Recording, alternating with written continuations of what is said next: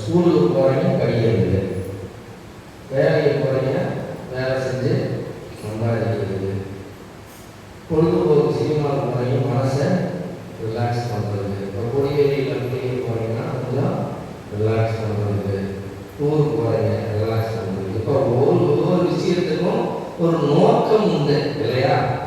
அதனால் திருப்பலிக்கு நீங்கள் வருவதின் நோக்கம் என்ன?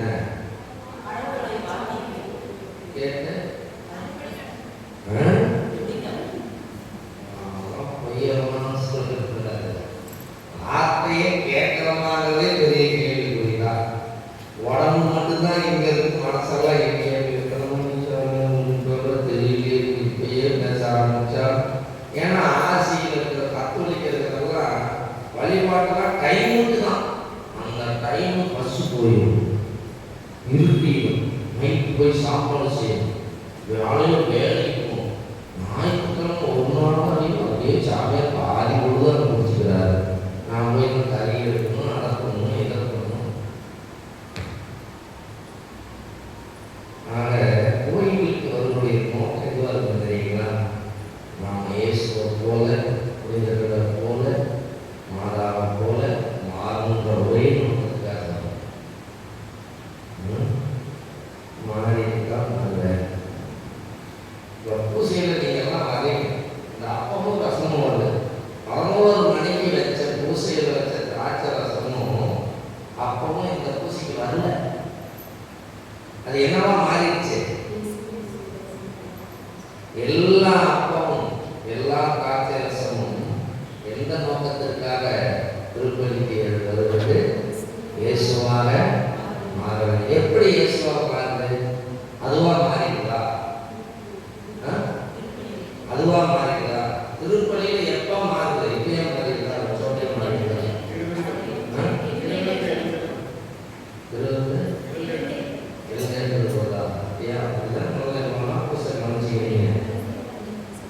ஆகவே தூய ஆவியை பொழிந்து இக்காணிக்கைகளை தூய்மைப்படுத்த உங்களை வேண்டுகின்றோம். இவ்வாறு எங்கள் ஆண்டவர் இயேசு கிறிஸ்துவின் உடலும் ரத்தமுமாக எங்களுக்கு இவை மாறுபடமாக சொன்ன அந்த குருவானுடைய அந்த வார்த்தையின் மொழியிலே அது இயேசுவின் உடலாகவும் ரத்தமாக மாறுகிறது. அப்ப அவர் சொல்லும்போது யார் இறங்கி வரா? ஆவியானவர் இறங்கி வர. அப்ப ஆவியானவர் யார் மேல் இறங்கி வருகிறாரோ அவர்கள் மாறி விடுவார்கள். பிரைஸ் அல்லாஹ். இந்த பூசைக்கு நீங்க இனிமே எந்த பாவ பூசை வச்சாலும் எங்க பூசணியை பார்த்தாலும் உங்களுடைய ஒரே நோக்கம் என்னவா இருக்கணும்? பரிசுத்த ஆவி என்மேல்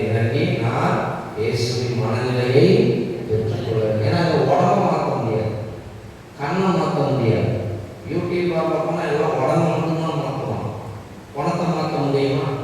நீங்கள் பள்ளிக்கூடமே போகிறீங்க, பள்ளிக்கூடத்துக்கு போகிறீங்க, வேலைக்கு போகிறீங்க, எங்கேயோ போகிறீங்க, எங்கேயாவது உங்கள் உடலை மாற்ற முடியும், உங்கள் குணத்தை மாற்ற முடியுமா? முடியாது. குணத்தை மாற்றுகிற ஒரே இடம் கோவில் தான். அந்த குணம் மாறிச்சுன்னா தான் உங்கள் வாழ்க்கை, இல்லைன்னா வாழ்க்கையே கிடையாது. நீங்கள் என்ன ஆனாலும் குணம் மாற வேண்டும். இயேசுவின் குணத்தை போல மாற வேண்டும். மனம் மாற வேண்டும். இயேசுவின் மனத்தை போல நாம் மாற வேண்டும். இதெல்லாம் தான் கஷ்டம். மனம் மாறாவிடில் நீங்கள் அனைவரும் அவ்வாறே அடைவீர்கள். லூக்கா நற்செய்தி 13ஆம் அதிகாரம் 1 to 9 வரை உள்ள வசனங்களை படித்து பாருங்கள். மனம் மாற யாரை போல? இயேசுவை போல. அதனால்தான் அகஸ்தீனார் சொன்னார், மனிதரை புனிதராக்க புனிதராம் கடவுள் மனிதராக. எங்கள் குடியில் 2024 கிறிஸ்துமஸில் குடியில் ரொம்ப சாதாரணமாக போட்டிருந்தேன். அதில் முன்னால இந்த வாசகம் தான், அவரை போல் நம்மை மாற்ற நம்மை போல் அவர் மாறினார். வைசலா ஒரு மனுஷன் எப்படி வாழணும்னு வாழ்ந்து காட்டுறதுக்கோசரம் அவர் நம்மளை போல மாறினார். இப்படி வாழ்க்கையா அவர் சொல்லிட்டு போல வாழ்ந்துருங்க அப்படின்னு போல அவர் எப்படி வாழணும்னு. அதனால சீட்டர்களை பார்த்து இயேசுசாமி என்ன சொன்னார்? என்னை பின்பற்றுங்கள், என்னை பின்தொடர்ந்து வா, என் பின்னே வாருங்கள். இந்த வார்த்தையெல்லாம் நம்ம படித்ததே இல்லை தானே. இன்னைக்கு இப்போ யாரை ஃபாலோ பண்ணிட்டு இருக்கிறோம்? பக்கத்து விடுறாங்க, எடுத்து விடுறாங்க, மனுஷனை ஃபாலோ பண்ணிட்டு இருக்கிறோம். உங்கள் பிள்ளைகளை எல்லாம் பார்த்து என்ன சொல்லுவீங்க? உண்மையை சொல்லுங்க பார்ப்போம். நம்ம எப்படி படிக்கலாம்? நீ தான் அடுத்து அம்மாக்கெல்லாம் மனைவிக்காக என்ன சொல்லுவீங்க? அவனை தான் எப்படி சம்பாதிக்கிறான்? நீ என்ன இருக்க? ஒரு நலம் உண்டா, ஒரு நட்பு உண்டா, ஒரு நல்ல புடவைதான் உண்டா, கட்டிட்டு வந்த நாளை பற்றி தெரியாதுதான். புருஷ லட்சம் உத்தியோகம், புருஷ லட்சம் எவன் கண்டுபிடிச்சான்னு தெரியும். சம்பாதிக்க முடியும், சம்பாதிக்கணும். இந்த துப்பாக்கி பக்கம்லாம் பார்த்தீங்களா? துப்பாக்கி பக்கம் பார்த்தீங்கன்னாப்பா ஆக்களோட போய் பாருங்க. அது அந்த ஹீரோயை ஒரு கல்யாணத்துக்கு போயிருப்பா, அவன் ஃப்ரெண்டு கல்யாணத்துக்கு போன உடனே அவன் சொல்லப்பாங்க, இவனைக்கு காலேஜில் நாங்கள் 2 பேரும்னா வேறு அழகிகள் இப்படி போய் புருஷனை பிடிச்சிட்டே அப்படின்னு அவன் சொன்னாங்க. மாதம் 2 லட்சம் சம்பாதிக்கிறாண்டி, அதை கூட என்ன வேணும்? சரி நல்லாவும் சம்பாதிக்கிறான், காலில் வந்து கட்டிக்கிட்டு போகுது. நீ பிள்ளைங்களாம் தெளிவாக இருக்கிற பாக்கெட் வைக்கிறாங்கன்னா மேரேஜ் ஓகே. ஆனால் அங்கே போய் சுகமாக இருக்கணும் இல்லை, வாழ்க்கையை என்ஜாய் பண்ணுங்க. என்ன வேணும்? பணம் வேணும். பணம் அப்படி வாழ்க்கை என்ஜாய் பண்ணுறீங்களா? இப்போ என்னதான் பிரியாணி சாப்பிட்டாலும் சாப்பிட்டு ஒரு 5 நிமிஷத்துல டேஸ்ட் வரும். அதுக்கப்புறம் ரசிக்கணும். என்னதான் நீ 10 லட்சம் ரூபாய்க்கு 10,000 ரூபாய்க்கு துணி வாங்கி போட்டாலும் அந்த நேரத்தில் யாரும் கல்யாணத்துக்கு வாங்க ட்ரெஸ்ஸை போட்டுக்கிறீங்க. கல்யாணத்துக்கு போகிற ட்ரெஸ் இருக்குல்ல, புடவை போட்டு சூட்டு யார் போட்டுருக்கீங்க? அந்த போட்டோ பார்த்தா கெடுப்போம்ல, நிறைய பேருக்கு இப்படி போய் மாட்டிக்கிட்டுறேன். கல்யாணத்துக்கு அப்புறம் எல்லாரும் சொல்ற ஒரே கையாடுறது, அப்பயே பாடம் கொடுத்தா சாமியாரா நான் தான் கேட்கிறேன். நீங்க எல்லாம் சொல்லி அப்பயே சிஸ்டர்னு கூப்பிட்டாங்க, நான் தான் போகிறேன். அன்புக்குரியவர்களே, மாறுங்கள். இயேசுவை போல் மாறுங்கள், மாதாவை போல் மாறுங்கள், அந்தோனியாரை போல மாறுங்கள், அன்பு செய்கிறவர்களாக மாறுங்கள். ஏனென்றால் பெறுவதல்ல அன்பு, தருவதே அன்பு. சசிசியார் சொல்வார், பிறரை அன்பு செய்வதை விட நான் பிறரை அன்பு செய்வேன். அன்புக்குரியவருடைய திருப்பலியை நீங்கள் சிறப்பாக செய்ய ஆடவே நான் மனம் மாற வேண்டும். நான் இயேசுவை போல, மாதாவை போல, மனிதர்களை அந்தோனியாரை போல நான் அன்பு செய்வதாக நான் மாற வேண்டும் என்று சொல்லி இந்த திருப்பலியிலே மன்றாடுவோம்.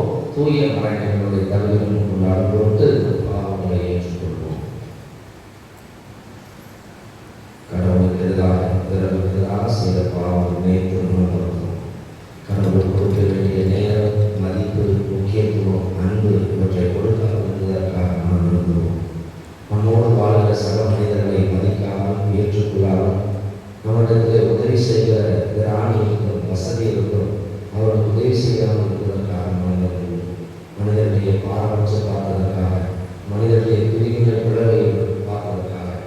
உணர்ச்சி மனப்பாம்போடு மனிதர்களை நடத்துவதற்காக மனம் வருந்தி மன்னிப்பு வேண்டுவோம்.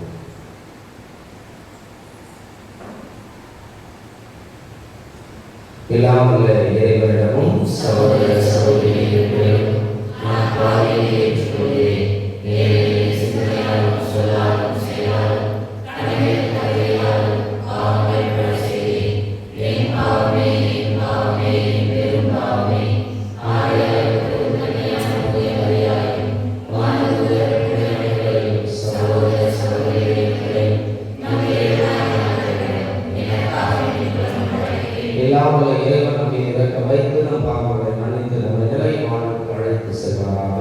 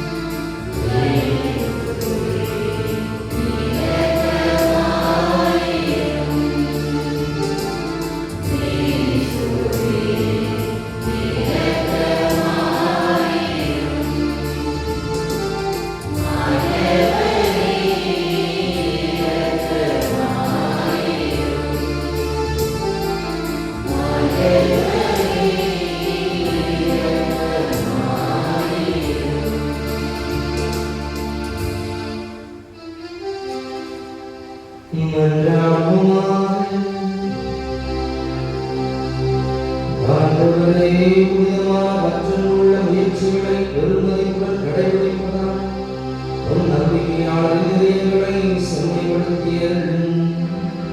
அதனால் அவர்கள் தகுதியான மனதுடன் பாசமான மறைகளை ஏற்றுக்கொண்டு உனது மீன்களை வரைசாற்று செய்வீராக. உம்மோடு தூயாவியார் ஒன்றையும் இறைவனாய் என்றென்றும் வாழ்ந்து ஆட்சி செய்கின்ற ஆண்டவர் ஒன்றிருவருமான இயேசு கிறிஸ்து வழியாக உம்மை மன்றாடுகின்றோம்.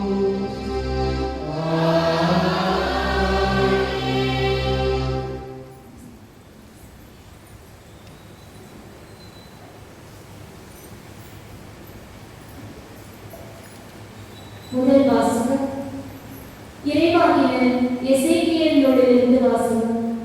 அதிகாரம் 47, இறைவார்த்தைகள் 1 முதல் 12 முடிய.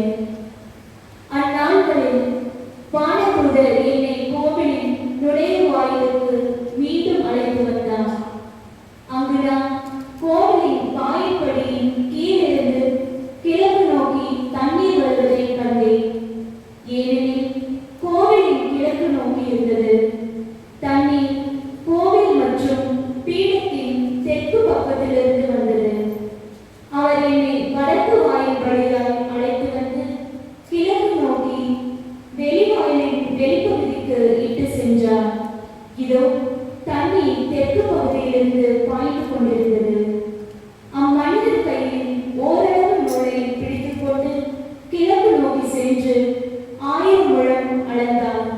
பின்னர் கணைக்கால் அளவு ஆழமுள்ள அத்தண்ணீர் வழியாய் என்னை அழைத்து சென்றார். அவர் மேலும் 1000 முழம் அளந்து என்னை முழங்கால் அளவு ஆழமுள்ள தண்ணீரில் அழைத்து சென்றார். மேலும் 1000 முழம் அளந்து இடுப்பளவு தண்ணீரில் என்னை நடத்தி சென்றார். அவர் மேலும் 1000 முழம் அளந்தார். ஆனால் இப்பொழுது அது ஆறாக ஓடியது. எனவே என்னால் அதை கடக்க இயலவில்லை. ஏனெனில் தண்ணீர் உயர்ந்து நீந்தி போகும் அளவுக்கு ஆழமுடையதால் யாராலும் நடந்து கடக்க முடியாத ஆறாய் ஓடியது. அவர் என்னிடம், மானிடா, இதை பார்த்தாயா என்றார். பின்னர் அவர் என்னை ஆற்றின் கரைக்கு அழைத்து சென்றார். நான் அங்கே சென்றபோது ஆற்றின் இரு கரைகளிலும் எண்ணற்ற மரங்கள் நிற்க கண்டேன். அவர் என்னிடம் உரைத்தது, இத்தண்ணீர் கிழக்கு பகுதியை நோக்கி பாய்ந்து அரபாவில் சேர்கிறது.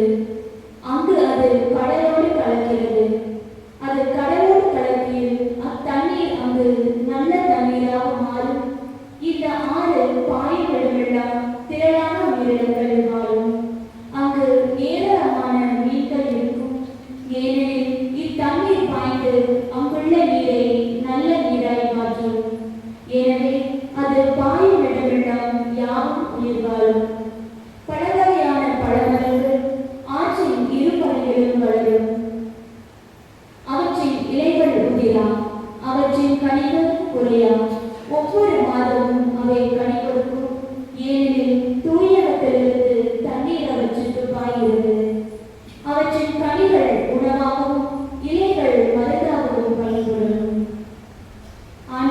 வரும் மறைவாக்கு.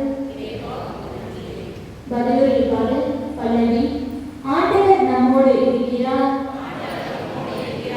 நமக்கு அரணாயும் இருக்கின்றார். கடவுள் நமக்கு அடைக்கலமும் ஆற்றலுமாய் உள்ளார். இடுக்கலுற்ற வேளைகளில் நமக்கு உற்ற துணையும் அவரே. ஆகையால் நிலவுலகம் நிலைப்படைந்தாலும் மழைகள் ஆழ்கடலில் அதிர்ந்து நடுங்கினாலும் எங்களுக்கு அச்சம் என்பதே இல்லை. பல்லவி. ஆண்டவர் நம்மோடு இருக்கின்றார், நமக்கு அரணாயும் இருக்கின்றார். ஆறு ஒன்று உண்டு, அதன் கால்வாய்கள் உன்னதமான கடவுளின் திரு உறைவிடமான நகருக்கு பேரின்பம் அடைகின்றன. அந்நகரின் நடுவில் கடவுள் இருக்கின்றார், அது ஒருபோதும் நிலை குலையாது. வைகரைதோறும் கடவுள் துணை அதற்கு உண்டு. பல்லவி. ஆண்டவர் நம்மோடு இருக்கின்றார், நமக்கு அரணாயும் இருக்கின்றார். படைகளின் கடவுள் ஆண்டவர் நம்மோடு இருக்கின்றார். யாக்கோபின் கடவுளே நமக்கு அரண். வாரி ஆண்டவரின் செயல்களை காணி, அவர் உலகில் ஆற்றியுள்ள திகைப்பூட்டும் நிகழ்ச்சிகளை பாரு. பல்லவி. ஆண்டவர் நம்மோடு இருக்கின்றார், நமக்கு அரணாயும் இருக்கின்றார்.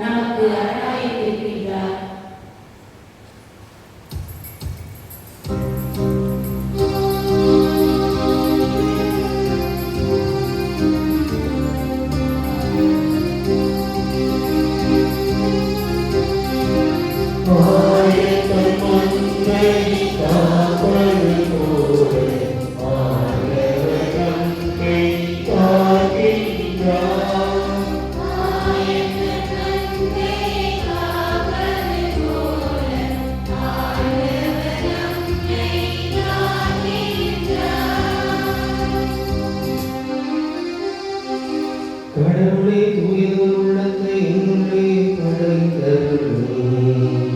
உம்மை பெரும் மகிழ்ச்சி என் மீது எனக்கு அளித்தருளும். ஆயத்தன் நன்மை காப்பது போல ஆண்டவர் நம்மை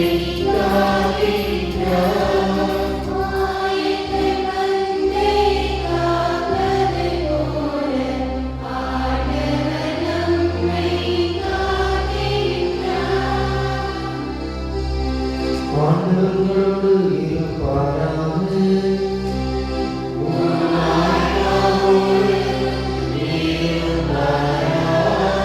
யோவானுடைய தூய நற்செய்தியிலிருந்து வாசகம்.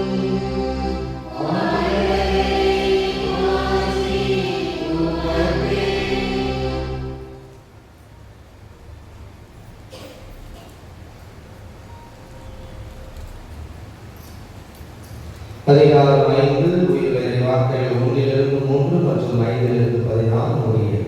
யூதர்களின் திருவிழா ஒன்று வந்தது. இயேசுவும் எருசலேமுக்கு சென்றார். எருசலேமில் ஆட்டு வாயிலுக்கு அருகில் 5 மண்டபங்கள் கொண்ட குளம் ஒன்று உண்டு. எபிரேய மொழியில் பெத்சதா என்பது அதன் பெயர். இம்மண்டபங்களில் உடல்நலமற்றோர், பார்வையற்றோர், கால் ஊனமற்றோர், முடக்குவாதமற்றோர் ஆகியோர் திரளாய் படுத்து கிடப்பர். 38 ஆண்டுகளாய் உடல் நலமற்றிருந்த ஒருவரும் அங்கே இருந்தார். இயேசு அவரை கண்டு நெடுங்காலமாக அவர் அந்நிலையில் இருந்துள்ளதை அறிந்து, நலம் பெற விரும்புகிறீரா என்று அவரிடம் கேட்டார். ஐயா, தண்ணீர் கலங்கும் போது என்னை குளத்தில் இறக்கிவிட ஆள் இல்லை. நான் போவதற்கு முன் வேறு ஒருவர் இறங்கி விடுகிறார் என்று உடல் நலமற்றவர் அவரிடம் கூறினார். இயேசு அவரிடம், எழுந்து உம்முடைய படுக்கை எடுத்துக்கொண்டு நடந்து செல்லும் என்றார். உடனே அம்மனிதர் நலமடைந்து தன்னுடைய படுக்கையை எடுத்துக்கொண்டு நடந்தார். அன்று ஓய்வு நாள். யூதர்கள் குணமடைந்தவரிடம், ஓய்வு நாளாகி என்று படுக்கை எடுத்து செல்வது சட்டத்திற்கு எதிரான செயல் என்றார்கள். அவர் மறுமொழியாக, என்னை நலமாக்கியவரே, உம்முடைய படுக்கையை எடுத்துக்கொண்டு நடந்து செல்லும் என்று என்னிடம் கூறினார் என்றார். படுக்கையை எடுத்துக்கொண்டு நடந்து செல்லும் என்று உன்னிடம் கூறியவர் யார் என்று அவர்கள் கேட்டார்கள். ஆனால் நலமடைந்தவருக்கு அவர் யார் என தெரியவில்லை. ஏனெனில் அவ்விடத்தில் மக்கள் கூட்டமாயிருந்ததால் இயேசு அங்கிருந்து நழுவி போய்விட்டார். பின்னர் இயேசு நலமடைந்தவரை கோவிலில்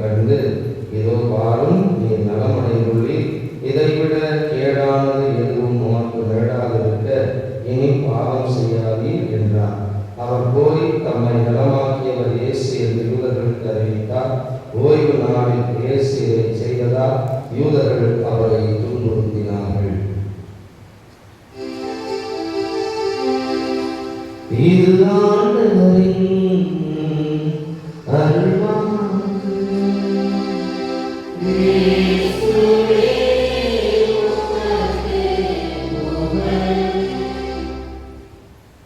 என்னை திருப்பதியானது பிரியாஸ் உடல்நலத்தை வேண்டும்.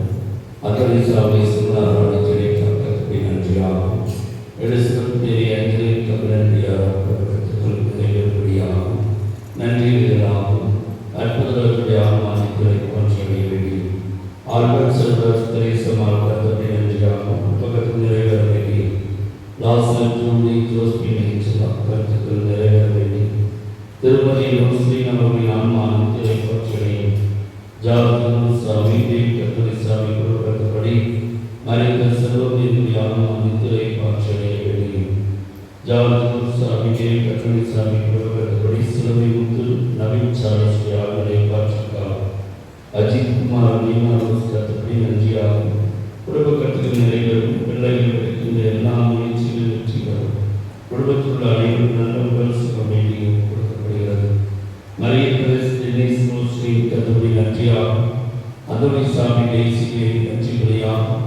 கோவி லமன் பிரேமா சாந்தி தம்பதியினர் கத்தப்படி நன்றியுடனாகும். பெலிக்ஸ் ஜெசிகா பம்பி குடும்பத்தை நன்றிபடியாகும்.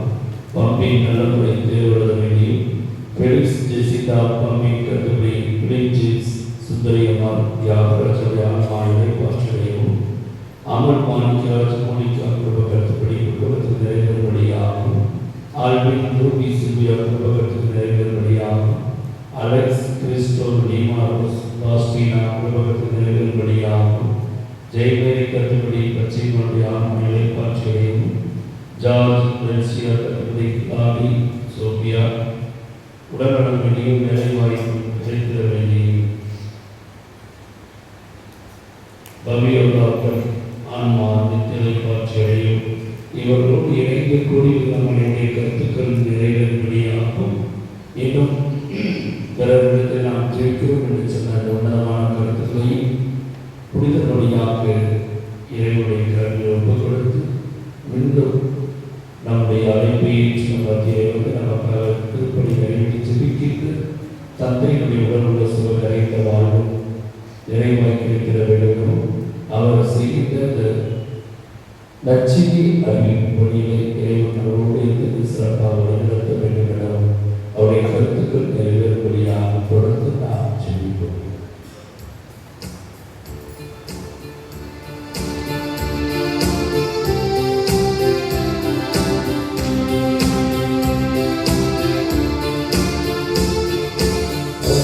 Thank you.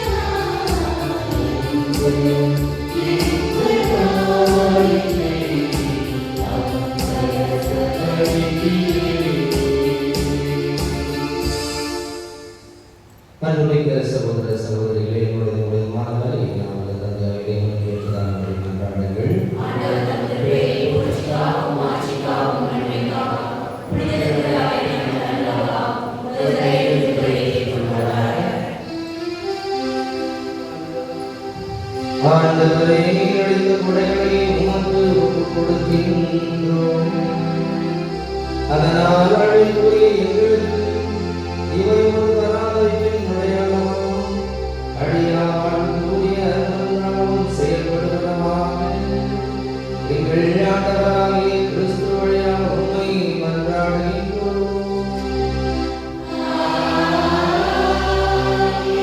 ஆண்டவர் உங்களோடு இருப்பாராக.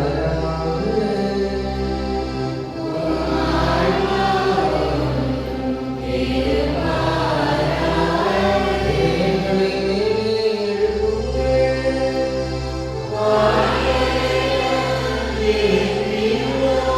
இறையாகிய ஆண்டவருக்கு நன்றி கூறுவோம்.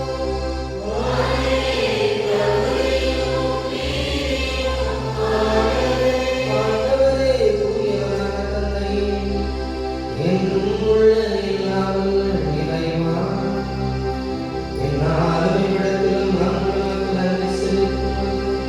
மெய்யாகவே தகுதியும் நீதியும் ஆகும். எங்கள் கடமை மீட்புக்குரிய செயல்பாடாகும். எங்கள் தவமுயற்சிகளால் நாங்கள் உமக்கு நன்றி செலுத்துவோம். எங்கள் ஆணவத்தை தகர்க்கவும் ஏழைகளுக்கு உணவளிக்கவும் இவ்வாறு உமது கனியிரக்கத்தை பின்பற்றவும் நீர் திருவுளமானீர். ஆகவே எண்ணற்றவாறு செய்யும் நாங்களும் உம்மை போற்றிப் புகழ்ந்தேத்தி ஒரே குரலில் பாடுகிறோம்.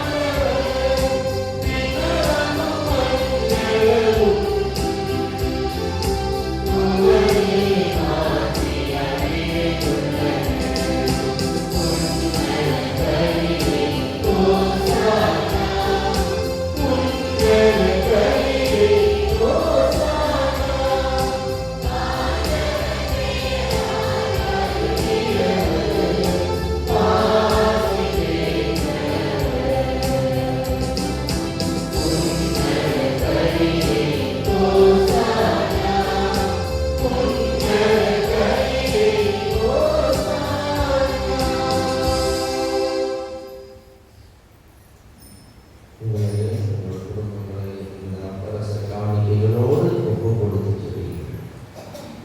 எங்கள் மீதும் எங்கள் குடும்பத்தின் மீதும் ஆவியானவர் இறங்கி வந்து எங்களை கடவுளின் பிள்ளையாக கிறிஸ்துவின் சகோதர சகோதரிகளாக மாற்ற வேண்டும் என்ற பக்தியோடு செல்கின்றோம். ஆண்டவரே, நீர் மெய்யாகவே தூயவர், தூய்மை அனைத்துக்கும் மூன்று. ஆகவே உடைய தூய ஆவியை பொழிந்து இக்காணிக்கைகளை தூய்மைப்படுத்த உண்மை வேண்டுகிறோம். இவ்வாறு எங்கள் ஆண்டவர் இயேசு கிறிஸ்துவின் உடல் இரத்தமுமாக எங்களுக்கு இவை மாறும். அவர் பாடுபட உடல் கணிந்து நம்மை கையளித்த போது அப்பத்தை எடுத்து நன்றி செலுத்தி அதை விட்டு தம் சீடர்களுக்கு அளித்து அவர் கூறினார், அனைவரும் இதிலிருந்து பெற்று உணவுகள், ஏனெனில் இது உங்களுக்காக கையளிக்கப்படும் என் உடல்.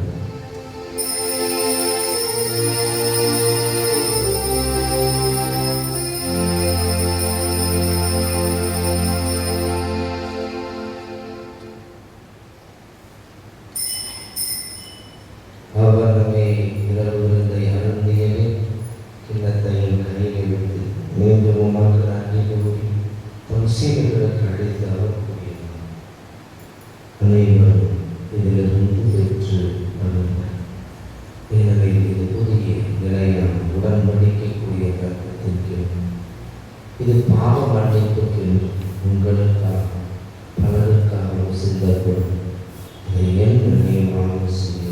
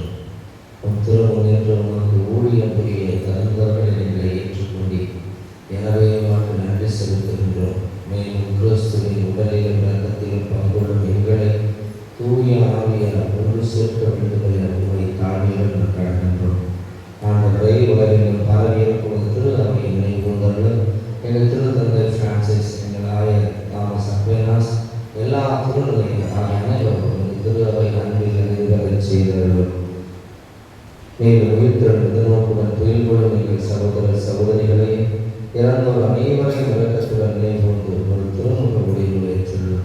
எங்கள் அனைவர் மீதும் இரக்கமாய் கடவுளின் கடைத்தாயான புனித மரியா, அவருடைய கணவரான புனித யோசேப்பு, புனித திருத்துதர்கள், இவ்வுலகில் உமக்கு போந்தவராய் இருந்தோர் ஆகிய புனிதர் அனைவரும் நாங்கள் நிறைவாழ்வில் பங்கு கொள்ளும் தகுதி பெற்று உன் திருமகன் இயேசு கிறிஸ்து வழியாக உம்மை புகழ்ந்தேத்தும் அவர்களுடைய உண்மை நம்பாக.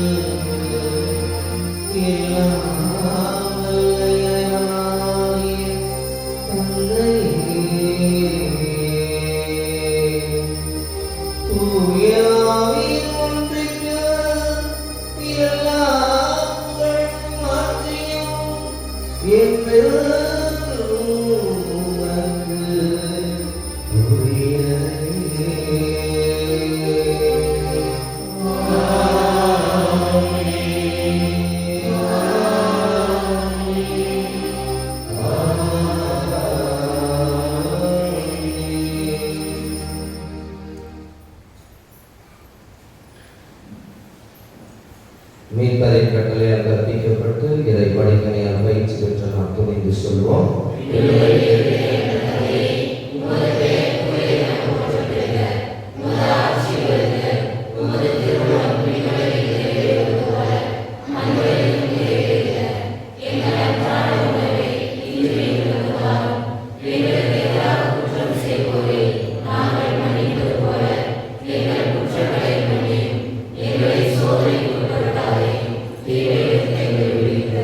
ஆண்டவரே, தீமை அனைத்திலிருந்து எங்களை விடுவித்து எங்கள் வாழ்நாளில் அமைதியை கனிவுடன் அருள உண்மை கொண்டாடுகின்றோம்.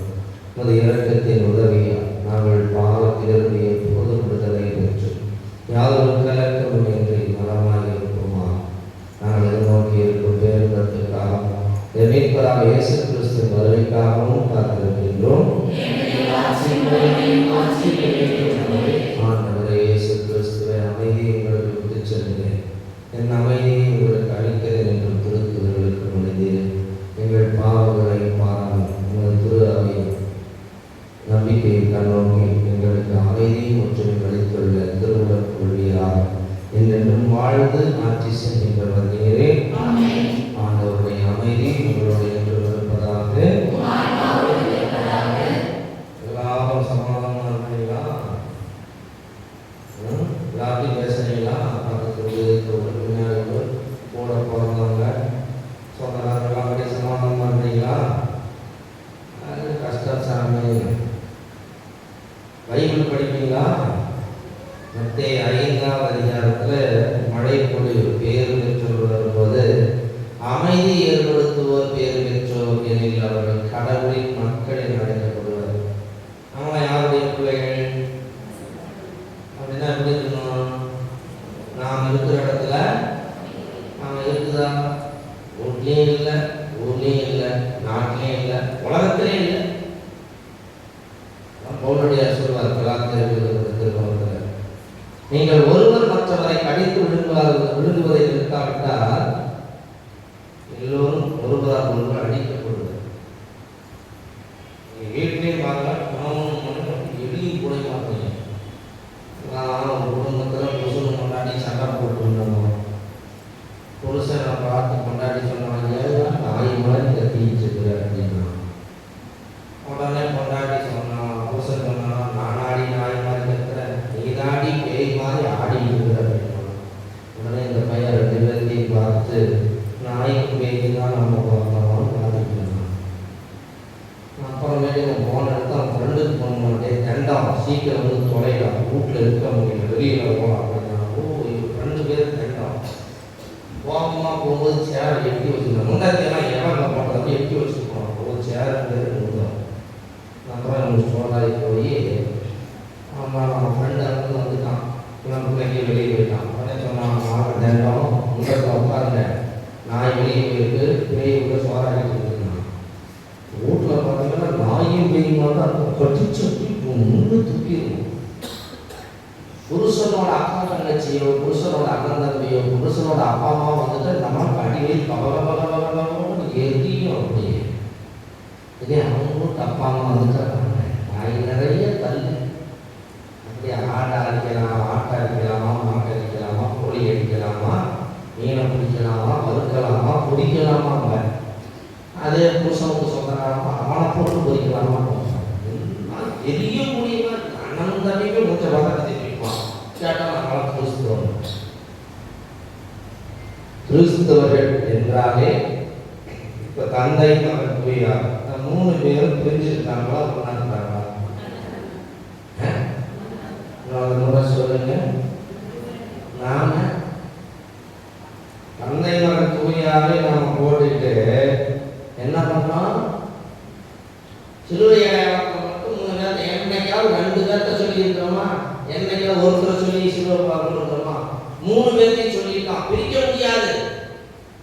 அதுபோல கிறிஸ்தவன் ஒற்றுமையா இருக்கும். நீ எந்த ஜாதியாரு, எந்த மதமாரு, நீ ஏழையாரு, பணக்காரனாரு, நீ உள்ளூராரு, வெளியூராரு, யாராரு, எல்லாருடையும் அமைதியா இரு. அப்படி இல்லைன்னா நீ கிறிஸ்தவன் வெளியே சொல்லிக்காது, மதம் மாதிரி. உன்னால சண்டை போடாம இருக்க முடியல, உன்னால சமாதானமே இருக்க முடியல, ஈகோவோட இருக்கிற, போட்டியோட இருக்கிற, பொறாமையோட இருக்கிற, கட்சி மனப்பான்மை இருக்கிற, குரூப்பிசம் அந்த மனங்களே வந்து தயவு செய்து நீங்கள் சபையில் இருந்து மதத்துக்கே போய் கிறிஸ்தவனாக இருக்காங்க. அதனால் நீங்கள்லாம் உண்மையாக இது அருமையான ஒரு வழிபாடு. வழிபாட்டால் நிறைய நோய்கள் நல்லா இருக்கும். நீங்கள் சண்டை போட்டு காயமோடு இருக்கும்போது நோயே நல்லா இருக்கும். உங்களுக்கு நோய் வர்றதுக்கு காரணம் உங்களுடைய பகைமை உணர்வு, வெறுப்பு உணர்வு தான். நீங்கள் சைக்காட்ரிஸ்டாக போனீங்கன்னா அதை தான் சொல்லுவோம். சைக்காலஜிஸ்ட் போய் சொன்னீங்கன்னா மனநிலை தான் உடல்நிலையை பாதிக்கிறது, மனநோய்கள் தான் உடல் நோய்களாக மாறுகிறது. மனநோய்களுக்கு அடிப்படை காரணம் வெறுப்பு, கோபம், பகை உணர்வு இதுதான். அதனால் இதெல்லாம் நீங்கள் விளங்கிட்டீங்கன்னா, சமாதானம் ஆகிட்டீங்கன்னா உங்களுக்கு நோயே வராது. அதனால் என்ன பண்ணுறீங்க? கண்ணை மூடி இதெல்லாம் சுற்றி யார் நிற்கிறா? சண்டை போட்டவங்க, உங்கள் பேரை கெடுத்தவங்க, உங்களை கொலைப்படாமல் பண்ணவங்க, உங்களை பற்றி இல்லாத சொல்கிறவங்க, உங்கள் பேரை கெடுத்தவங்க, உங்களுக்கு துரோகம் பண்ணவங்க, நன்றி மறந்தவங்க எல்லாரும் உங்களை சுற்றி நிற்கிறாங்கன்னு நினச்சிக்கிட்டு கண்ணை மூடிட்டு அவங்களுக்கு சமாதானம் சொல்லி, நீங்கள் தப்பு செஞ்சிருந்தா அவங்கள்ட்ட மன்னிப்பு கேட்டு நீங்கள் சமாதானம் ஆகிருங்க. அவங்க தப்பு செஞ்சிருந்தா அவங்கள மன்னிச்சு நீங்கள் சமாதானம். சரியா? கடவுள் கொடுத்த அமைதி ஒருவருக்கு வைத்து உலகின் பாவங்களை போக்கும் இறைவனின் சக்தியே, எங்களுடைய இரக்கமாயிரும். உலகின் பாவங்களை போக்கும் இறைவனின் சக்தியே, எங்களுடைய இரக்கமாயிரும்.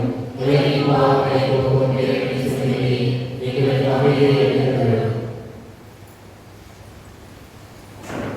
இதோ இறைவனின் செம்மறி, இதோ உலகின் பாவங்களை போக்குகின்றவர். செம்மறியின் விருந்துக்கு அழைக்க பெற்றோர், பேர் பெற்றோர்.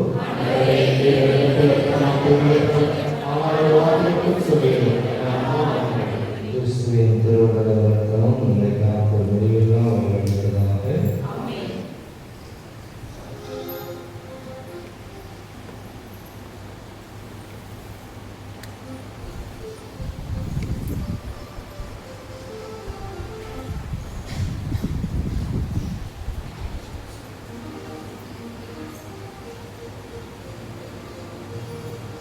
அதுபோலவே நற்செய்தி கூறுவது 2 காரியங்கள்.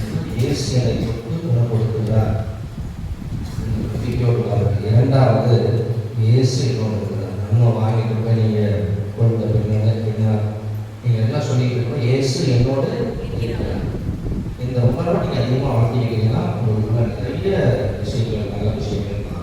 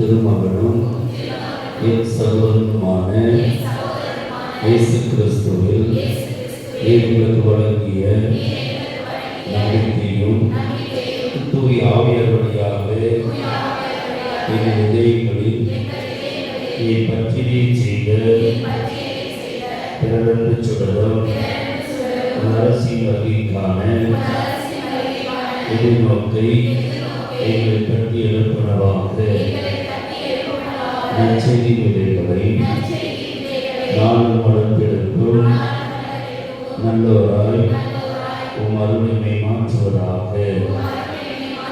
தீமை ஆற்றுகள் மறைந்து மாற்றி நீடித்துடியும் பொருட்டு மாநில உள்ளங்களும் முழு உலகமும் புதிய உலகம் புதிய மனம் நோக்கிய காத்திருத்தலில் மாற்றம் பெறுவனவாக. யோகி கொண்டாட்டத்தில் அருள் விண்ணக செல்வங்களுக்கான ஆர்வத்தை எதிர்நோக்கி திருப்பயணிகளாகிய என்னை தூண்டி எழுப்புவதாக. அதே அருள் என் மீட்பரை மகிழ்ச்சியையும் அமைதியையும் அகிலமெங்கும் அளிப்பதாக. என்றென்றும் போற்றுதற்குரிய என் கடவுளாகி உமக்கு மாட்சியும் புகழும் இன்றும் என்றும் உரித்தாக. ஆமென். இறையேசுவின் பிரியமுள்ள சகோதர சகோதரிகளை, வருகிற வெள்ளிக்கிழமை மாதத்தின் முதல் வெள்ளி அன்று மாலை சிலுவை பாதையும் திருப்பலியும் நடைபெறும் வழக்கம் போல வருகிற சனிக்கிழமை மாதத்தின் முதல் சனிக்கிழமை அன்று மாலை திருப்பலி நடைபெறாது. அதற்கு பதிலாக காலை 6 மணிக்கு திருப்பலி நடைபெறும். 5:45 ஜெபமாலையும் 6 மணிக்கு திருப்பலி, அதைத் தொடர்ந்து சிறிய சிலுவை பாதை பக்தி முயற்சி நடைபெறும். அன்று மாலை முதல் சனிக்கிழமை மாலை பங்கு ஆலயத்திலே அமைந்திருக்கிற திருநூறு அன்னை கெவியிலே திருப்பலியும் மறையுறையும் எழுதுதல் தேர்வும் எடுக்கப்படும். ஆகிய மாற்றத்தை கவனித்துக் கொண்டு நீங்கள் அதற்குரிய செயல்பாட்டை இருப்பதை கேட்டுக்கொள்கிறேன். வருகிற ஞாயிற்றுக்கிழமை இறைவனுக்கு அறிவித்துள்ளது போல ஒரு நாள் இறைவனோடு என்ற தியானம் நடைபெறுகிறது. காலை 10 மணி முதல் மாலை 4:30 மணி வரை நடைபெறுகிறது.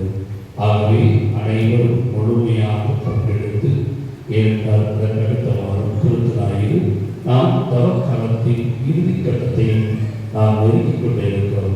உண்மையிலுமே ஆண்டவர் கொடுத்த உன்னதமான தவக்காலத்தை எப்படி நாம் பயன்படுத்தி இருக்கிறோம் என்பதைத்தான் நீங்கள் சிந்தித்து பார்க்க வேண்டும். இறைவன் நம் மீது கொண்ட அன்பின் காரணமாக உண்மையான மனமாற்றம் நாம் பெற வேண்டும் என்பதற்காக ஆண்டவர் வருடத்தை அன்பின் வெளிப்பாடாக அவருடைய அன்பின் வெளிப்பாடாக்கிய இந்த 40 நாளை நமக்கு கொடுத்திருக்கிறார் என்றால் நாம் அவருக்கு ஏற்ற வாழ்வு வாழ. ஆக உண்மையான மனமாற்றம் என்பதை நான் அடிக்கடி சொல்வது போல நம்முடைய வாழ்க்கையில் இறைவனுக்கு முதலிடம் கொடுக்கப்பட வேண்டும். அதுதான் உண்மையான மனமாற்றம். ஆகவே இந்த மனமாற்ற காலத்திலே நாம் எப்படி ஆண்டவருக்கு நம்மை ஒப்புக் கொடுத்து ஜெபித்துக் கொண்டிருக்கிறோம் என்று சிந்தித்து பார்ப்போம். அதன் முத்தாய்ப்பாக வருகிற ஞாயிற்றுக்கிழமை நடைபெறுகிற தியானத்திலே அனைவரும் முழுமையாக பங்கெடுக்க அன்போடு கேட்டுக்கொள்கிறேன். காலை 10 முதல் மாலை 4 மணி வரை நடைபெறும். ஆகவே அனைவரும் முழுமையாக பங்கெடுங்கள். ஏற்கனவே நாம் சொன்னது போல நம்முடைய பங்களிப்பு மிக முக்கியமானது. ஆகவே இறைவனுக்கு உகந்த வாழ்க்கையை ஆண்டவருக்கு நாம் அர்ப்பணிக்க அழைக்கப்படுகிறோம். மேலும் அன்புக்குரியவர்களை, நம்முடைய புனிதருடைய விழாவை சிறப்பிக்கும் பொருட்டு நாம் ஆன்மீக தயாரிப்பாக 9 வார சிறப்பு நவநாளை எடுக்க இருக்கின்றோம். ஆகவே முதல் வார சிறப்பு நம்மளால் ஈஸ்டர் திருவிழா முடிந்து அந்த திங்கட்கிழமை செவ்வாய்க்கிழமை 22/4/2025 நாம் 9 வார சிறப்பு நாளை கொண்டாட இருக்கின்றோம். ஆகவே இந்த சிறப்பு நாள் காலை 11 மணிக்கு மாலை 6 மணிக்கு திருப்பணி நடைபெறும். இதற்கான மறையுறை, சிறப்பு உணவளிக்கு வழிபாடு, இறை திருப்பணி இணைத்தும் சிறப்பாக செயல்படும். ஆகவே இதற்கான நோட்டீஸ்கள் உங்களுக்கு கொடுக்கப்படும். ஆகவே இந்த நடைபெற்ற எல்லா நிகழ்விலும் சிறப்பாக 9 வார சிறப்பு நாளிலே நம்மை முழுமையாக படித்து புனிதருடைய ஆசிரியரை பெற விளையாடோடு கேட்டுக்கொள்கிறேன். மேலும் அன்புக்குரியவர்களே, இந்த நாளிலே நம்முடைய அழைப்பை ஏற்று மாதத்தின் முதல் நாள் முதல் செவ்வாய்க்கிழமையாகிற்று நம் அனைவரையும் மனமாற்றம் நிறைந்த வாழ்க்கையை எப்படி வாழ வேண்டும், எந்தெந்த நிலையிலெல்லாம் மனமாற்றம் நாம் பெற வேண்டும் என்பது காலை அழகாக எடுத்துச் சொல்கிற வார்த்தையிலும் நம்பிக்கையிலும் இன்னும் சிறப்பாக உலகத்தை விட்டு இறைவனுக்கு உகந்த வாழ்க்கை முதலிடப்படுத்துவார்கள் என்பதை நாம் தெளிவுற செய்து சித்தரிக்க நம்மை அழைத்து சென்றார். இந்த மாலை வரையிலும் நமக்கு திருப்பணி நிறைவேற்றி மறைவை ஆற்றி நம்மை தீவிரப்படி வழியாக ஆசீர்வாதம் கொடுக்கிறார். ஆகிய அழைப்பை ஏற்று நம் மத்தியில் வந்து திருப்பணி நிறைவேற்றி கொடுத்துக் கொண்டிருக்கும் தந்தை திருப்பாவங்களை உங்கள் அனைவரின் சார்பாக நாம் கடவுளை எழுப்பி நம்முடைய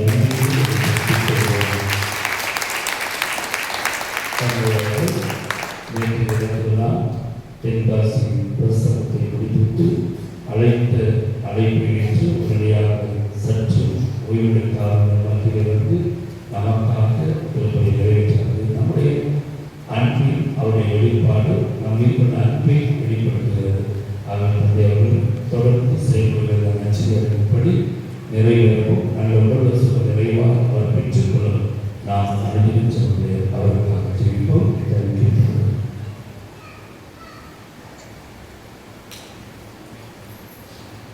நன்கோரி மன்றாடுவோமாக. மனங்களை அனைவரும் தூய்மைப்படுத்திய உண்மை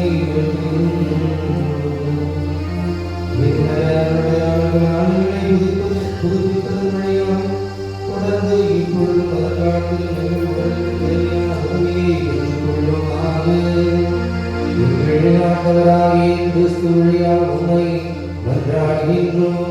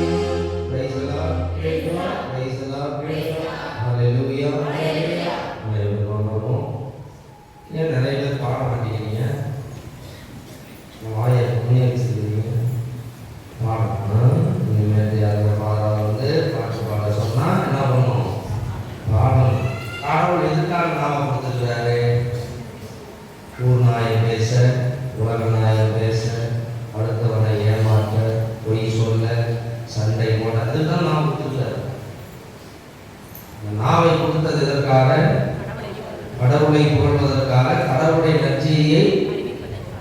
சரி, யாரெல்லாம் மோட்சம் போகணும்னு ஆசைப்படுறீங்க? மற்றவங்களுக்குலாம் ஆசை இல்லையா? சொல்லுங்க, யாரெல்லாம் மோட்சத்துக்கு போக ஆசைப்படுறீங்க? மறுபடியும் நிறைய பேருக்கு ஆண்களும் நீ மோட்சம் போகணுமா? வேணாம் சாமி இல்லையா? மோட்சம் போகணும்னா என்ன பண்ணணும்? நரகத்துக்கு போகணும் என்ன?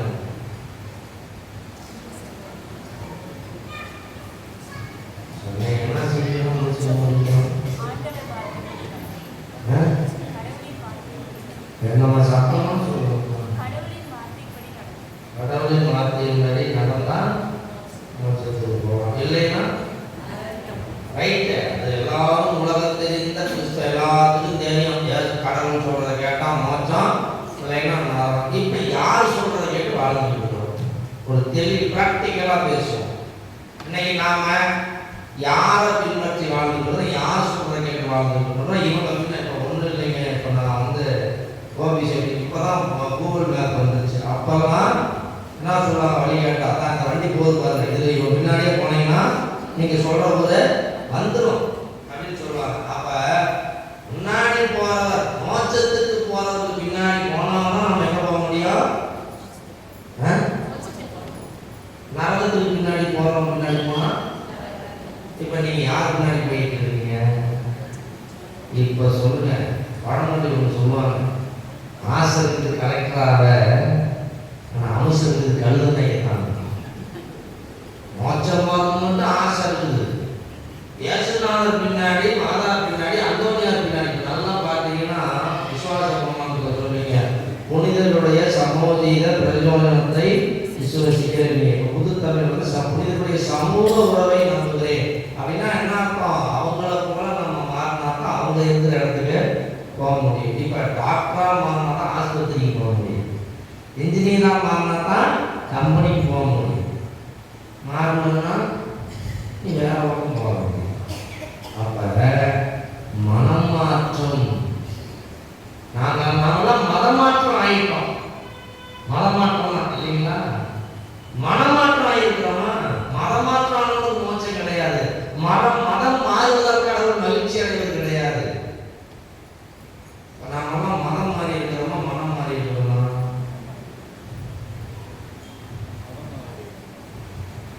சரி, இன்னைக்கு பூச முடியாது. எவ்வளோ நீ உங்களை விடுற மாதிரி இல்லை. சொல்லுங்க, மதம் மட்டும்தான் மாறி இருக்கும். இந்து மதத்திலிருந்து கிறிஸ்தவத்துக்கு மாறி இருக்கிறதே ஒழிய, பேர் மட்டும்தான் மாறி இருக்கிறதே ஒழிய, இன்னும் பழக்க வழக்கங்கள், கலாச்சாரங்களை அப்படியே பின்பற்றி வருகிறோம். நான் சொல்றேன், நீங்க மூண்டிங்க ஆடாதீங்க. என்னடா சாமி இப்படியெல்லாம் சொல்றாரு அப்படின்னு நீங்க நினைச்சாலும் எனக்கு பிரச்சனை இல்லை. ஆனால் சொல்ல வேண்டிய கடமை என்று. தேர் இழுக்க வேண்டும் என்று பைபிள்ல இருக்கா? தேர் இழுத்ததுனால எத்தனை பேர் திருந்தி இருக்கீங்க? தேர் இழுத்ததுனால எத்தனை பேர் திருந்திருக்கீங்க? புனிதருக்கு மாதாக்கு யார் புடவை கட்டி விடுறது? யாருமா இந்த வேலையெல்லாம் பண்றது? மாதா புடவை கேட்டாங்களாமா, எனக்கு ஆகுமே புடவை நீங்கள் மட்டும் கிறிஸ்துவ சொல்லி புடவை கட்டுறீங்க, எனக்கு ஒரு புடவை கட்ட மாட்டீங்களா அப்படின்னு மாதா கேட்டாங்களா? ஏன் மாதாவுக்கு புடவை கட்ட தெரியுமா? ஏன் சொல்லுங்க? ஏன்னா மாதா மாதிரி நம்மளும் சிம்பிளாக மாற முடியாது. அதனால எங்களை மாதிரி பட்டுப்புடம் கட்டிங்க.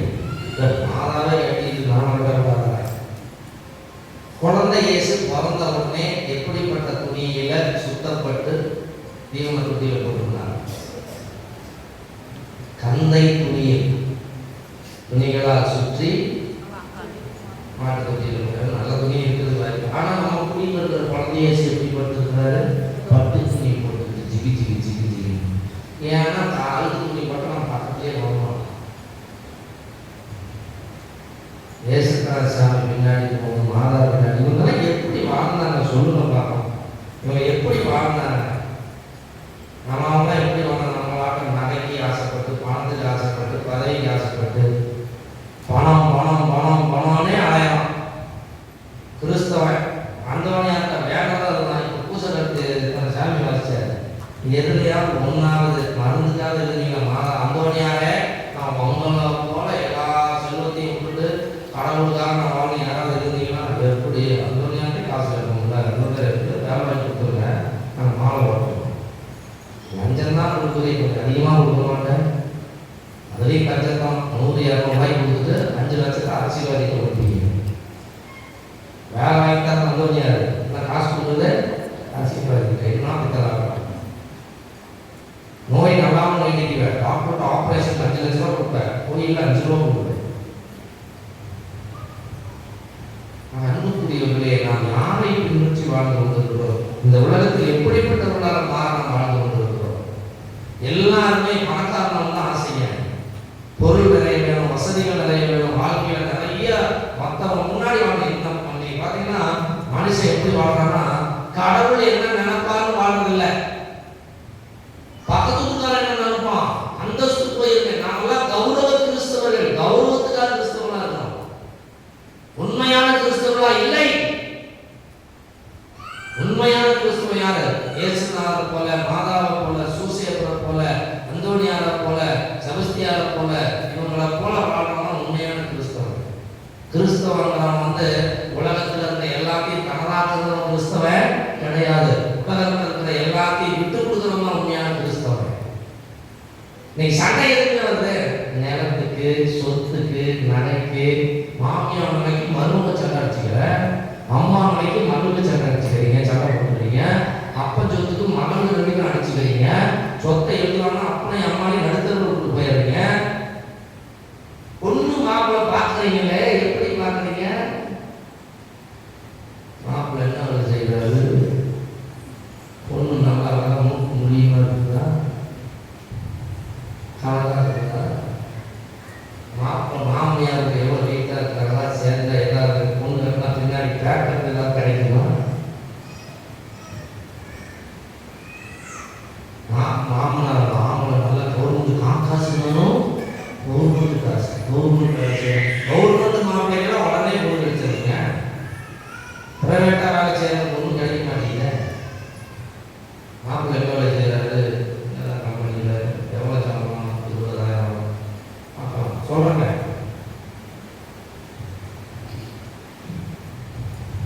சரி, யார் மாற்றத்துக்கு போவா? 7 மாற்றத்துக்கு போவானா? 12 மாற்றத்துக்கு போவான்? அப்படியே பணக்காரன் ஆசை. யாருக்கும் மோட்சம் போக ஆசை இல்லை. பணக்கார வாலிபனை பார்த்து இயேசு சொல்லுகிறார், நீ நிலைவாழ்வு பெற வேண்டும் என்று சொன்னால் உனக்கு உள்ளதெல்லாம் விற்று ஏழைகளுக்கு கொடு, இன்னுலகில் செல்வதாயிருக்கு, பின்பற்றி என்னை பின்பற்றுகிறாரு. யாரெல்லாம் ரெடி இயேசுவை பின்னா போவதற்கு? அப்போ சொத்தெல்லாம் வித்தியான கொடுத்துருங்க. என்கிட்ட எந்த கோயில் கடவுளுக்கு ஏழைகள்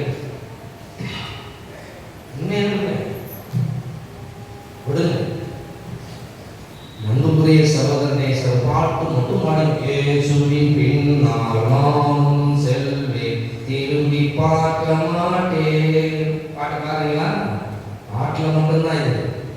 வாழ்க்கையில உலகத்தின் பின்னால் நானும் செல்வேன், திரும்பி பார்க்க மாட்டேன், திரும்பி பார்க்க மாட்டேன். பணமே முன்னா, கடவுளை பின்னா. பணமே முன்னா, கடவுளை பின்னா.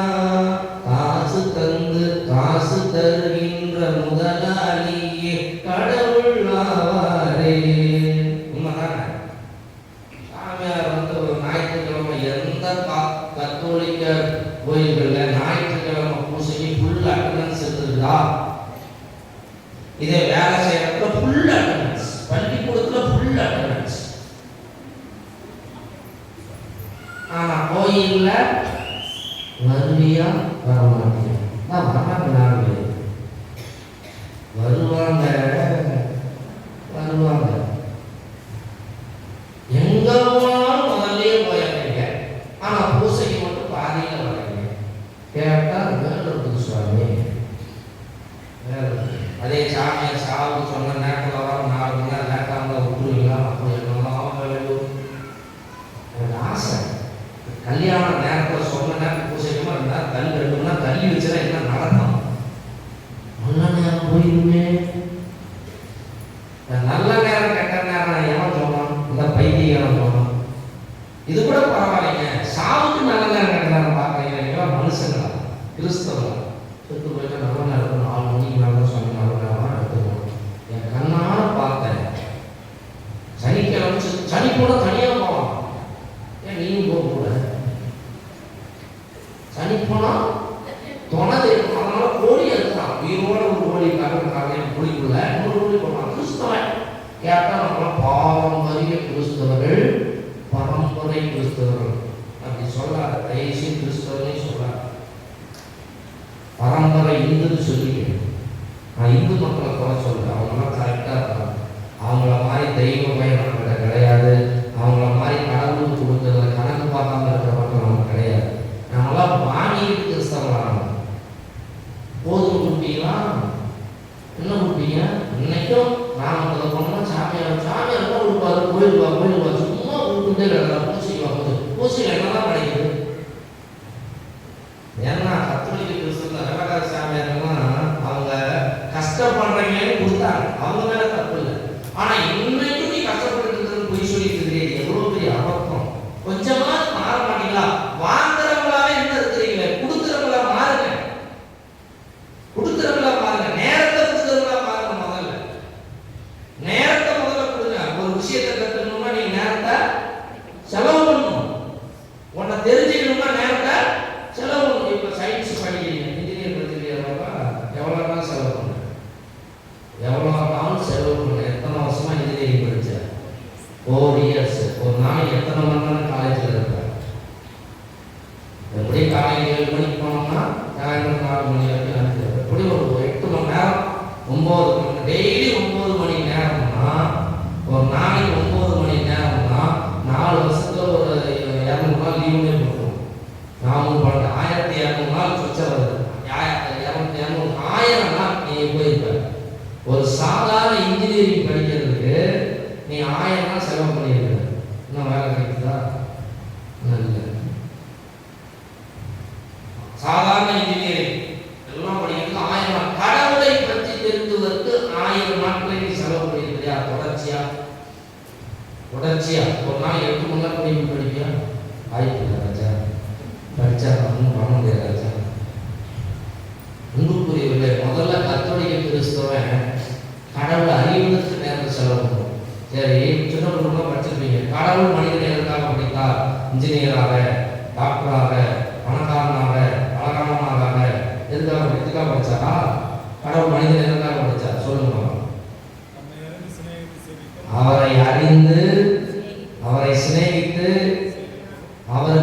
அவரை சேவித்து, அதனால் மோட்சத்து பாக்கியத்தை அடைவதற்காக கடவுள் மனுஷனை படைச்சார். ஆக நீ முதல்ல செய்ய வேண்டிய காரியம் வந்து கடவுளை அறியணும். நீ கடவுளை அறியறதுக்கு நேரத்தை செலவழிக்கு. நேரத்தை கொடுத்துருமா நீ மாறணும். முதல்ல நீ மாறணும். நீ மாற வேண்டிய முதல் காரியமே நீ கடவுளை பற்றி தெரிஞ்சுக்கணும். அவர் எவ்வளவு நல்லவர், எவ்வளவு அன்பானவர், அவர் என்ன எப்படி அன்பு செய்யறாரு நீ உணர்ந்தாலே நீ கடவுள்கிட்ட போக மாட்ட. தாவீது அரசர் 150 திருப்பாடல் எழுதியிருக்கிறார்.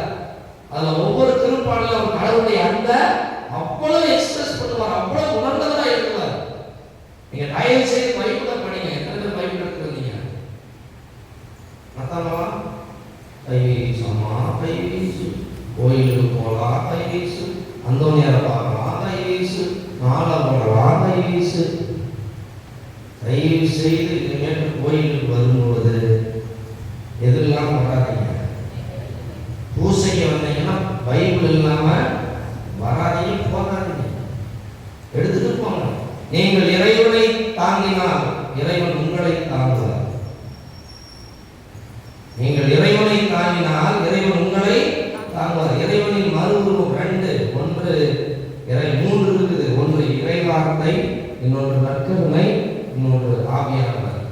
இந்த 2 நமக்குள்ளே இருக்கும். ஆவியானவரும் நற்கருணை நமக்குள்ள இருக்கும். வெளிப்படையா இருக்க வேண்டியது இறைவார்த்தை. இறைவார்த்தையை தூக்கிட்டு போகணும். தெருவில் போகும்போது நான் பேர் பார்க்கணும். ஃபர்ஸ்ட் இயர் தியாலஜி படிக்கும்போது சூலூர்ல இருந்தேன். சூலூர் இறுதி பணி, அதாவது சனிக்கிழமை சாயந்தரம் போயிட்டு ஞாயிற்றுக்கிழமை மதியானம் வரைக்கும் நம்ம பங்கில் உதவி செஞ்சுட்டு வருவோம். கேட்டரிங் சேர்க்கிறது, பாட்டு கிளாஸ் எடுக்கிறோம். அவங்க ஞாயிற்றுக்கிழமை முடிஞ்சிட்டு நாங்கள் செமினரிக்கு வந்து ரிட்டர்ன் ஆகும்போது சூலூர் பஸ் ஸ்டாப்பில் ஏறுவோம். வெள்ளை ட்ரெஸ்ஸு, எல்லாருமே சின்னதுலேருந்து ட்ரெஸ் வரைக்கும் வெள்ளை ட்ரெஸ்ஸு, கையில் ஒரு பைபிள், ஒரு பாட்டு கொடுத்து ஒரு நோட்டோட தான் போவோம். நம்ம பிள்ளைங்கள்லாம் மദ്രാസിல் ஸ்கூலுக்கு போகும்போது இந்த சாமியில் போவீங்க பண்ணுறது தன்னை மூட்டை இப்படி ஏற முடியும் அப்படின்னு பிள்ளைக்கு முதலே வலிச்சு போயிடுது. ஆனால் கோயிலுக்கு வரும்போது ஃப்ரீயாக வந்துட்டு தலை தோணாங்க. தலை சிகாமணியில ரொம்ப பக்தியில் மூழ்கிட்டாங்க. லைட்டை தட்டி விடுப்பாங்க, வேணாங்க லைட்டை எழுப்பிடுவாங்க. அவ்வளவு அகலமான தூக்கம் வருது. எவ்வளவு பக்தியாக இருக்காங்க உங்களை தான்டா. இங்கே பாருங்கடா, அவன் தூங்கலையா? சரி இங்கே பாருங்க, டிவி போட்டால் மட்டும் யாரும் பார்க்குறீங்க, சாமியாரை பார்க்க மாட்டீங்களா? நற்கதை அவனை எழுப்பிவிடுவா. அவன் தூங்கிட்டான்டா நிஜமாவே. பிள்ளைங்க அப்படியே செல்போனை கொடுத்துருங்க, செல்போனை கொடுத்துருந்தா இப்போ வந்து இப்படியே பார்த்துட்டு இருப்பான். நம்ம பிள்ளைகளெல்லாம் எப்படி பழக்கணும்? அன்புக்குரியவர்களை மாறுங்கள். முதலில் கடவுளுக்கு நேரத்தை கொடுத்துள்ளார்கள். இரண்டாவது கடவுளுடைய வார்த்தையை படிங்கள். புரிந்து ஜெரோம் சொல்வார், திருமுறை அறியாதவன் கடவுளை அறியாதவன். திருமுறை அறியாதவன் கடவுளை அறியாதவன். நீ பைபிளை படிக்கலனாவே உனக்கு கடவுளை பத்தி ஒன்றும் தெரியாது. பைபிளை படிக்காம இருந்தீங்கன்னா கடவுளை பத்தி ஒன்றும் தெரியாது. கடவுளை எப்படிப்பட்டது ஒன்றும் தெரியாது. கடவுளை அன்பை பற்றி தெரியாது. கடவுளுடைய வல்லமையை பற்றி தெரியாது. கடவுள் என்ன செய்யறாரு பற்றி தெரியாது. அதனால பைபிளை படிக்கிறவங்களா மாறுங்க. தினந்தோறும் அட்லீஸ்ட் வீட்டில் சும்மா இருக்கிறவங்களாம் படிக்கிறதுனா கேளு. இன்னைக்கு ஆடியோ பைபிள் நிறையா வந்துருக்குது. ஆடியோ பைபிளை கேளுங்க, போட்டு கொடுத்து கேளுங்க. ஒன்று படிங்க, இல்லை கேளுங்க. மூணாவது, இப்போ எதையாவது படிச்சு இன்ஜினியரிங் படிச்சிருக்க, இன்ஜினியரிங் படிச்சதான ப்ராக்டிஸ் பண்ணுவேன். லேப் வந்து தியரி இருக்கும், கரஸ்பாண்டிங் லேப் இருக்கும். ஒரு சப்ஜெக்ட் படிக்கிறீங்கன்னா நான் எலக்ட்ரானிக்ஸ் அண்ட் கம்யூனிகேஷன் இன்ஜினியரிங் படித்தேன், டிப்ளமோ. அப்போ அதில் பார்த்தீங்கன்னா எலக்ட்ரானிக் டிவைசஸ் காம்பனன்ட்ஸ்னு ஒன்று இருக்கும். அதுக்கு கரஸ்பாண்டாக ஒரு லேப் இருக்கும். என்ன நான் படிக்கணும் அதை நான் செஞ்சு பார்க்கணும். எலக்ட்ரானிக்ஸ் 1 இருக்கும். அப்போ எலக்ட்ரானிக் டிஜிட்டல் எலக்ட்ரானிக்ஸ் இருக்கும். அப்போ டிஜிட்டல் எலக்ட்ரானிக்ஸ் நான் படிக்கலாம். டிஜிட்டல் லேப் நான் போயணும். படிப்பதை பயிற்சி செய்து பாருங்கள். இந்த காதலை வாங்கிட்டு இந்த காதலை விட்டு பாருங்க, ஒன்றும் கிடையாது. சம்பாதிக்கிறது கூட செய்யறீங்க. இப்போ ஒன்றும் இல்லை, எந்த தொழிலாக இருந்தாலும் போய் கற்றுக்கிட்டா தானே செய்யறீங்க. எந்த தொழிலாலும் கற்றுக்கிறீங்க, கற்றுக்கிட்டதை போய் செய்யறீங்களா இல்லையா? வீட்டில் சமையல் செய்யறது வந்து பாத்திரம் வளர்க்குறது எல்லாத்தையும் கற்றுக்கிறீங்க. எல்லாரும் ப்ராக்டிக்கலாக இருக்குது. ஆனால் பைபிளை மட்டும் ஒன்லி தியோரிட்டிக்கல், வழிபாடு மட்டும் ஒன்லி தியோரிட்டிக்கல். தியோரிட்டிக்கல் மட்டும்தான், ப்ராக்டிக்கல் கிடையாது. ப்ராக்டிக்கலே இல்லை. நம்மளாம் வழிபாட்டில் மட்டும்தான் கிறிஸ்தவங்களா இருக்கணும். வாழ்க்கையில இன்னும் இந்துக்களாக இருக்கணும், இந்து கலாச்சாரம் இருக்கணும். அது உண்மையான இந்து கலாச்சாரம் கிடையாது. மனித இயல்பு தான் இந்த வாழ்க்கை இருக்கணும்.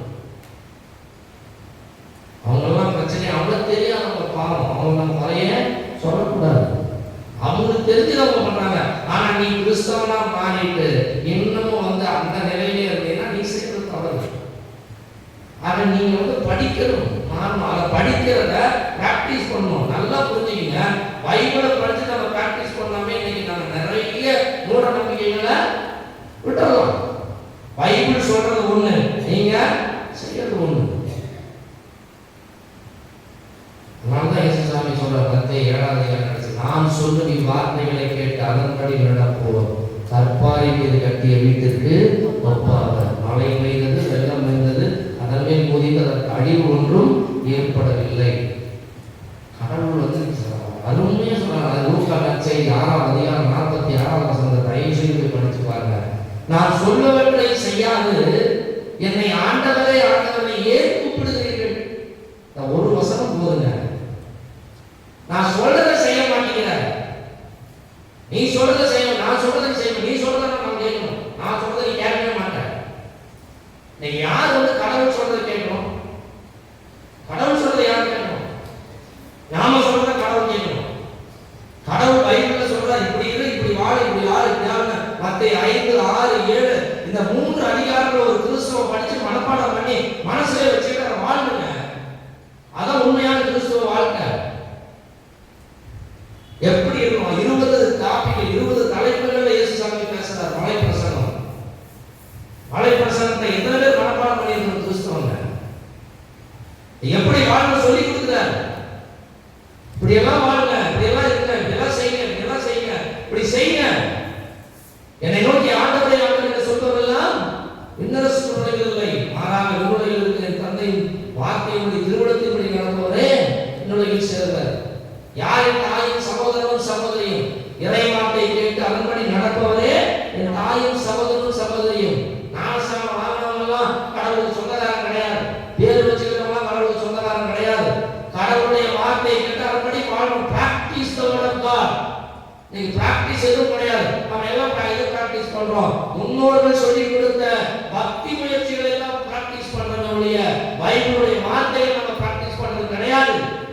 மத்தேயு 15ஆம் அதிகாரம் மார்க் 7ஆம் அதிகாரத்தை தயவு செய்து போய் படிச்சு பாருங்க.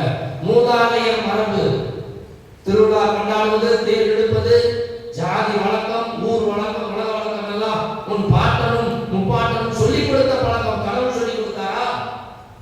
ஒரு கல்யாணம்னா சாங்கியம், ஒரு கல்யாணம்னா சாங்கியம், ஒரு சாவுனா சாங்கியம், ஜாதிக்கு ஒரு சாங்கியம், சாங்கியத்துக்கு முக்கியத்துவம் கொடுக்கல.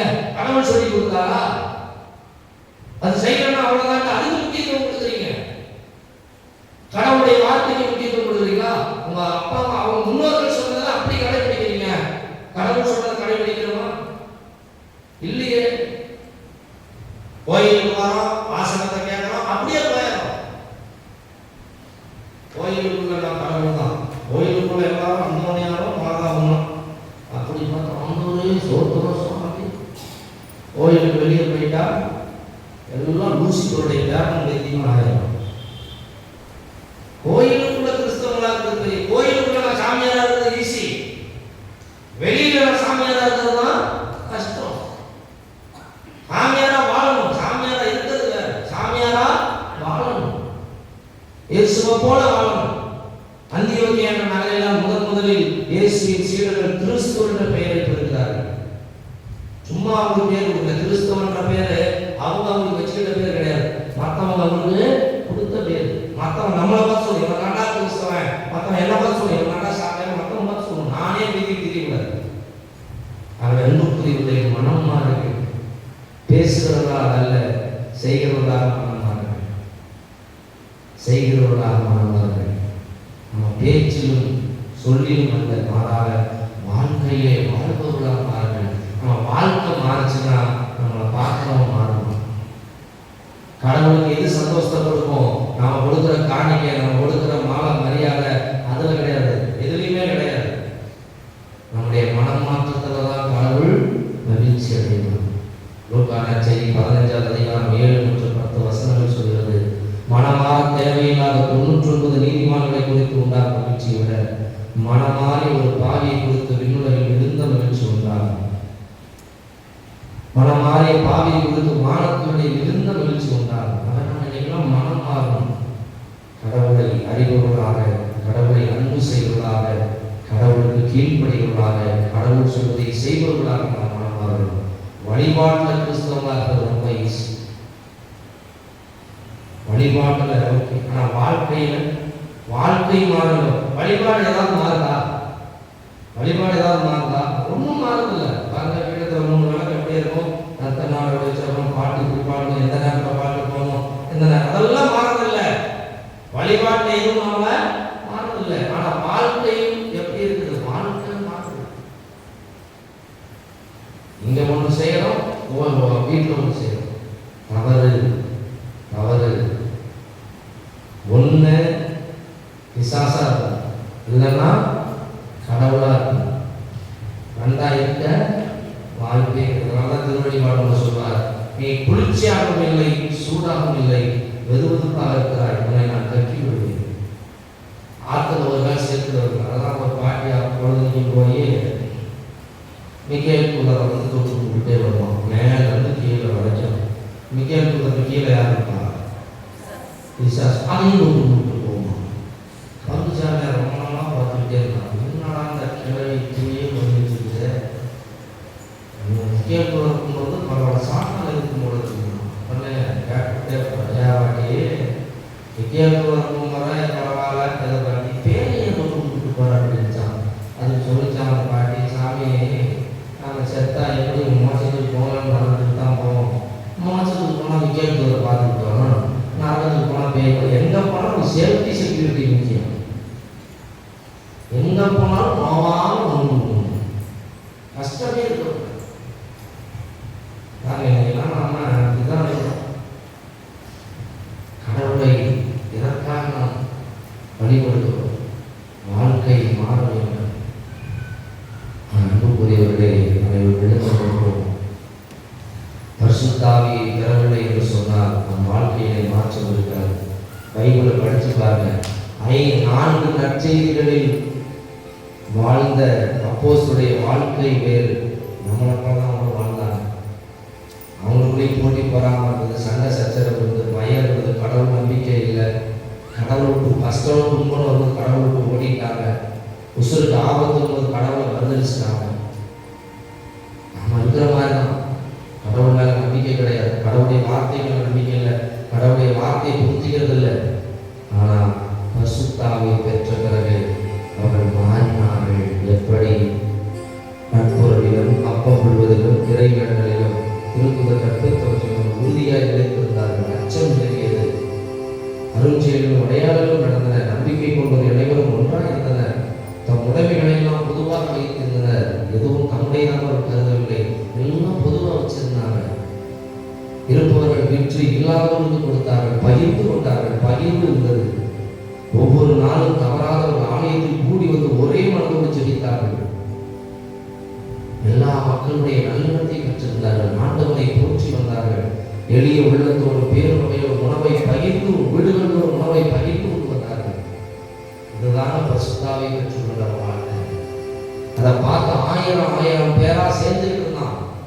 ஆதி காலத்துல கிறிஸ்தவர்கள் வந்து 1000 பேரா சேர்ந்துட்டு இருந்தான், மாறிட்டு இருந்தான், மனம் மாறிட்டு இருந்தான், பரிசுத்தாவை பெற்றுக் கொண்டிருந்தான். கத்தோலிக்க திருச்சபையில் இருந்த எல்லாருமே முதல் 3 நூற்றாண்டுகளில் வாழ்ந்த எல்லா கிறிஸ்தவர்களும் பரிசுத்தாவியால் அபிஷேகம் செய்யப்பட்டவர்கள். பரிசுத்தாவியை பெற்றுக்கொண்டு பரிசுத்தாவின் கனிகளாலும் கொடைகளாலும் வரங்களாலும் நிரப்பப்பட்டவர்கள். ரோமையர் 8:9, 8:14 தெளிவாக சொல்கிறது. கிறிஸ்துவின் ஆவியை கொண்டிருந்தால் கிறிஸ்துவுக்குரியவர் அல்ல, கடவுளின் ஆவியால் இயக்கப்படுவர்களே கடவுளின் பிள்ளைகள். இந்த கடவுளின் ஆவியை நாம் பெற்றுக்கொள்ளாதனால தான் நாம் உலக காரியங்களை பார்த்து விடுகிறோம். இல்லைன்னா கடவுள் காரியத்துக்கு தான் நாம் போவோம். கண்களை மூடி ஆண்டவரே ஒரு ஆவியாளர்களை நிரப்ப சாமி, என்னை என் குடும்பத்தால் ஆவியால் நிரப்பி எங்கள் வாழ்க்கையை மாற்ற சாமி. எங்களை உண்மை போல நாங்கள் வாழ வேண்டும், உண்மை போல நாங்கள் மாற வேண்டும் என்பது உண்மை போல நாங்கள் வாழ வேண்டும் சாமி. இந்த உலகத்தின் மீது இருக்கிற காரியங்களுக்கு ஆசைப்படாமல் கடவுளை வார்த்தையின்படி நடக்கிற பிள்ளைகளுக்கு மாற்றி அந்த ஆவியாளர் நிலைக்கிற கண்களை மூடி கண்ணை ஒதுக்குவது. யாரும் கண்ணை மூடிக்கல, யாரும் கண்ணை திறக்காத வச்சு நம்ம பெரியவங்க எல்லாருமே கண்ணை மூடி கேட்க வேண்டிய ஒரே காரணம், இயேசுவே ஆவியாளரை நிரப்புங்க, அந்த ஆவியாளரை நிரப்புங்க, இயேசுவே ஆவியாளரை நிரப்புங்க, ஆவியாளரை நிரப்புங்க. ஒழிந்திடும் வல்லமை, உன்னதத்தின் வல்லமை, ஆவியின் வல்லமை, அக்கினியின் வல்லமை, வல்லமை தேவை தேவா, வல்லமை தாரும் தேவா, இன்றைய தேவை தேவா, இப்போ தாரும் தேவா. பொழிந்திடும் வல்லமை, உன்னதத்தின் வல்லமை, ஆவியின் வல்லமை,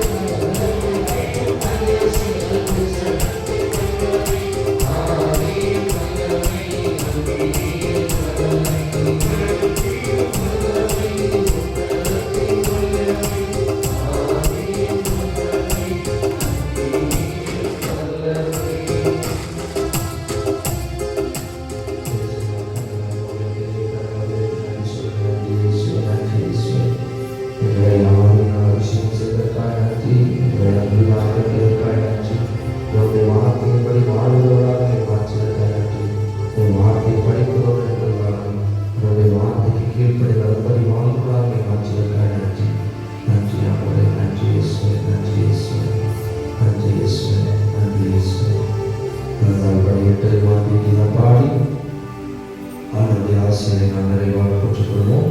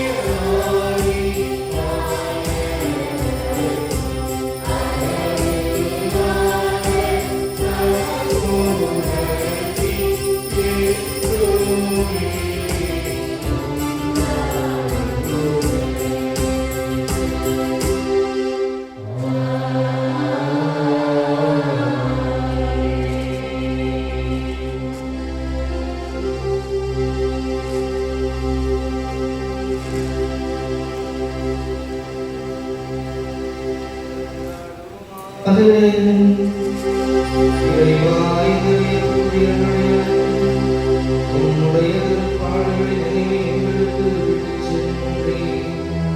உமது திருவுடல் திருரத்தம் ஆகியவற்றின் மறைவுரையும் உமது மீட்பின் பலனைகளால் அனுபவித்த தந்தையுடன் கூடிய ஆவியாரும் எதிர்ப்பு வாழ்ந்தாக செய்ததை உண்மை மன்றாடுகின்றோம்.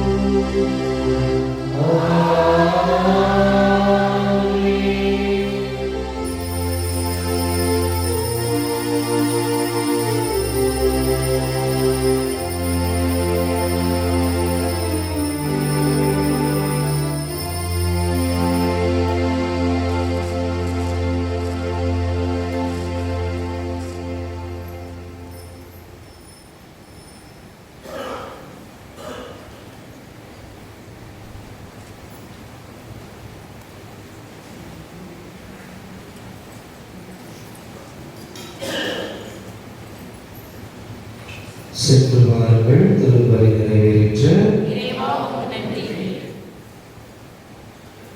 தேவனுக்கு செல்வோம்.